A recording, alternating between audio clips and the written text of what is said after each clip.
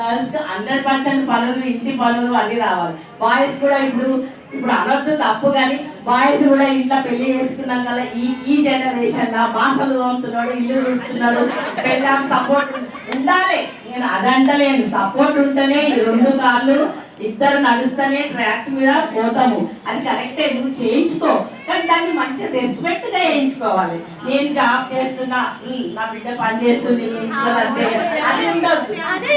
అది చెప్తున్నా నేను, అది ఉండొద్దు. అది చాలా మందికి ఇగో వచ్చింది మధ్య. అది అయ్యో నా తల్లిదండ్రులు చాలా బాధపడుతున్నారు. అయ్యో నా కొడుకును కన్నా, నేను ఇంత చదివించిన, ఇంట్లో బాసలు తోముతున్నాడు, కోడలు తెచ్చుకొని ఏం లాభము. ఆడవాళ్ళ పని లేడీస్ పని లేడీస్ చెయ్యాలి. జెంట్స్ అన్ని పనులు ఈక్వల్ అన్నది ఈక్వల్, దీంట్లో ఈక్వల్ కాదు. ప్రేమలా అది చూసుకునే దాంట్లో ఈక్వల్, సంస్కారంలో ఈక్వల్.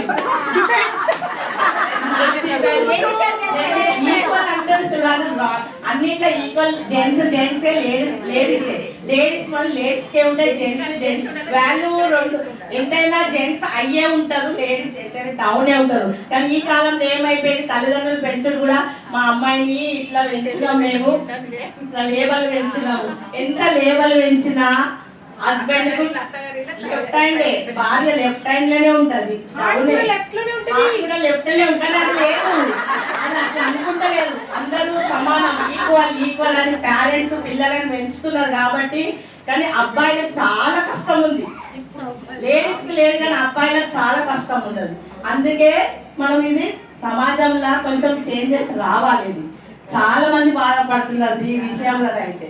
అందుకే చెప్తున్నా, సారీ ఏమన్నా అనుకుంటే.